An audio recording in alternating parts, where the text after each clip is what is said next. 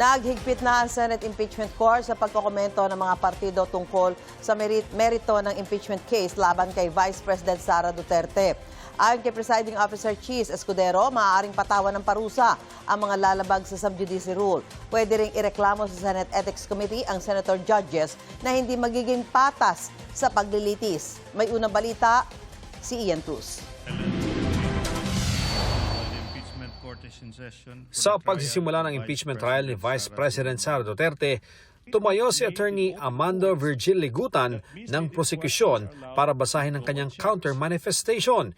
Kaugnay yan sa naging manifestation ng depensa noong August 12 ukol sa Facebook post ni Ligutan na tila itinatama ang isa sa mga sinabi ng depensa. Iginiit ni Ligutan na hindi siya namemersonal sa kanyang post at wala raw siyang nilabag. The post is not about you.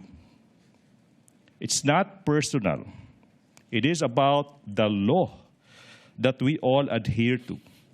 Correcting a mistake is never wrong. Doing it while a hearing is ongoing online does not make it not right. But what did I violate? I did not discuss the merits of the case. I did not discuss the strength or the weakness of the oral arguments. Matapos ito, binasa ni Senate Presiding Officer Chis Escudero ang court ruling kaugnay sa sub judice rule. Una niyang pinaalalahanan ang mga kapwa niya senator judge kaugnay sa pagiging impartial o walang kinikilingan. The inquiry must remain relevant, material, fair, and directed toward clarification of truth. It must not devolve into a speech, harassment, partisan advocacy, or an announcement of a conclusion already reached. The line is clear. Senator judges may test the evidence here under oath and on the record, exercising the cold neutrality of an impartial judge. Kung sakali raw makita na hindi akma ang kilos o salita ng isang senator judge, maaari itong idulog sa Senate Committee on Ethics. Sunod namang pinaalalahanan ang mga miyembro ng prosekusyon at depensa, gayon din ang respondent na si Vice President Sara Duterte. All persons covered by Rule 18 to refrain from making, sharing, endorsing, or otherwise amplifying any public statement concerning the merits of the pending trial.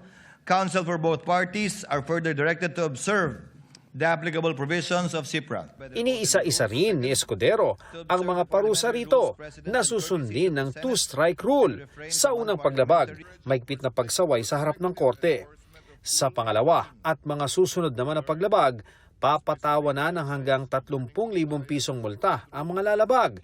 Maaari rin daw umabot sa puntong pagbawalan siyang magtanong sa testigo. Clearly, up to today, the spokesperson of both parties are still part of the counsel for the parties, some with more violations than others.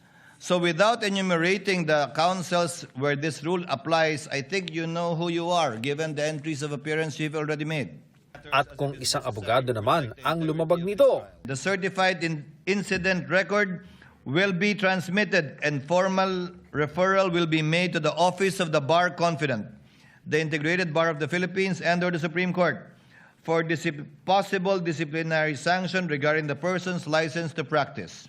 nilinaw rin ni Escudero na palalagpasin na ang mga nakaraang paglabag. The court shall extend grace, exercise liberality, and wipe the slate clean, tabula rasa, so to speak.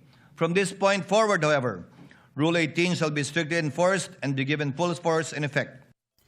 Ito ang unang balita, Ian Cruz, GMA News.